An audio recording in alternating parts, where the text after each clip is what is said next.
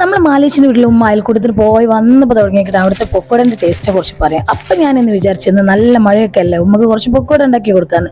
അപ്പം ഞാനിതാ പൊക്കോട ഉണ്ടാക്കാൻ വേണ്ടി 2 സവാള എടുത്തിട്ടുണ്ട്. പിന്നെ 5-6 പച്ചമുളക് ഇങ്ങനെ കുനുകുനാ അരിഞ്ഞത്, കുറച്ച് കറിവേപ്പിലയും മല്ലിയിലയും, ഇഞ്ചി വെളുത്തുള്ളി പേസ്റ്റ്, ആവശ്യത്തിന് ഉപ്പ്, 1 സ്പൂൺ മുളക് പൊടി, കുറച്ച് ഗരം മസാല, കുറച്ച് മഞ്ഞൾപ്പൊടി. ഇതൊക്കെ കൂടെ ഒന്ന് നന്നായി മിക്സ് ചെയ്ത് അതിൻ്റെ കൂടെ 1 കപ്പ് കടലപ്പൊടി, 1/2 കപ്പ് മൈദ, 1/4 കപ്പ് അരിപ്പൊടി, 1 നുള്ള് ബേക്കിംഗ് സോഡ കൂടെ ചേർത്ത് ഒന്നുകൂടെ നന്നായി മിക്സ് ചെയ്യാം.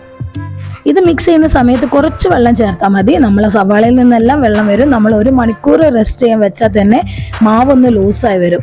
1 മണിക്കൂറിന് ശേഷം ചൂടായ എണ്ണയിലേക്ക് കുറച്ച് കറിവേപ്പില ഇട്ട് കൊടുത്തു. ഞാനത് ഭംഗിക്ക് വേണ്ടി ചെയ്തതാണ്. പിന്നെ ഇങ്ങനെ കൈകൊണ്ട് തന്നെ മാവ് ഒഴിച്ചു കൊടുക്കാവുന്നതാണ്. അപ്പോൾ അതേ നമ്മുടെ പൊക്കോട ഇവിടെ സെറ്റായി വന്നിട്ടുണ്ട്. ഇപ്പം അമ്മ പറയുന്നത് എന്താണെന്ന് അറിയോ? നമ്മളെ വീട്ടിൽ തന്നെയാണ് സൂപ്പർ എന്നാണ്. അപ്പോൾ അത് എല്ലാവരും എൻ്റെ പൊക്കോടൻ്റെ റെസിപ്പി ഇഷ്ടമായെങ്കിൽ എല്ലാവരും ലൈക്ക് ചെയ്യാനും ഷെയർ ചെയ്യാനും മറക്കരുത്. പിന്നെ എൻ്റെ ചാനൽ സബ്സ്ക്രൈബ് ചെയ്യാത്തവർ ആരെങ്കിലും ഉണ്ടെങ്കിൽ ഒന്ന് സബ്സ്ക്രൈബ് ചെയ്തേക്കണേ. അപ്പോൾ ഇൻഷാ അല്ലാഹ് അടുത്ത വീഡിയോ ആയിട്ട് കാണുന്നവരെ ബൈ.